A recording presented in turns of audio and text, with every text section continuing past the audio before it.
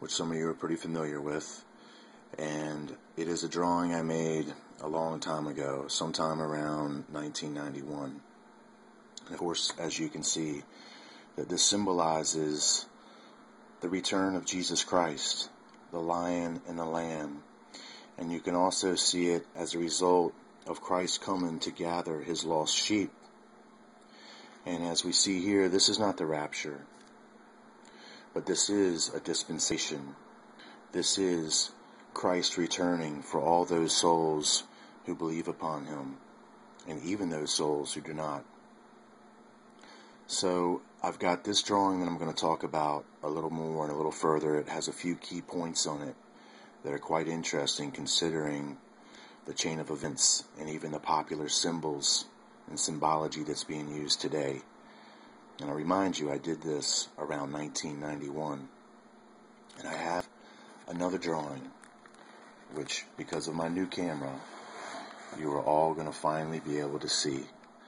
And this is that drawing I have right here that I'm going to explain, which is of the Twin Towers coming down, 9/11, the World Trade Center bombings. And I have drawn this event in 1991, well before it ever was to take place. And then, I've showed you this before, but I have not showed you the rest. And then I will show you the rest of this incredible picture that you'll just have to hear me explain and then take your take on this. But before we do that, I'm going to run you through this picture real fast that we've all been looking at. And I want you to just see a few key points. We've got, and you know, in a lot of my videos I focus on these comets and these asteroids and these meteors because of the trumpets. And at the end of this series, I'm going to go back and show you how this relates with what I'm about to tell you in Scripture. And hopefully it will cause you to think much deeper.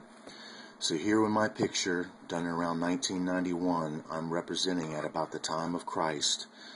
Definitely, we have some very interesting relationships with asteroids, meteors, or comets that are associated with this event. And then, as you can see here behind my angel that I have, which is basically delivering the word through this rainbow water fire of these times. And as you can see, the most dominant planet on this whole page is Saturn, which is to be associated with this time because it's highly symbolic, and as a lot of you know, represent, for some occultists, Satan, which is very symbolic with what we're going through. So as you can see, even in 91, I have the correct symbols in place for what's about to take place. Now, before I move on to the other information, which is going to be more than just this drawing, my friends, I have incredible information for you. I would like to read this to you right now. I could tell you all the facts of the wind, and then you could form opinions based on those same so-called facts.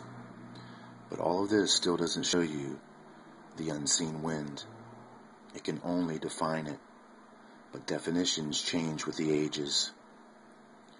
But the one thing that remains changeless, even throughout all the ages, with or without facts, is you still feel the wind, and as a result, you know it's there.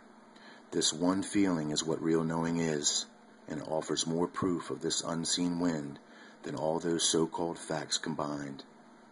I can offer you no physical facts of that proof of God's existence, other than I feel him, and as a result, I know he's there.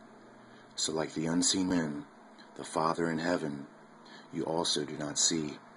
But just like the wind is only seen as it's moving through the trees, so too can this very same Father be seen as he moves through this physical forest of his spirit-moved children of time and space.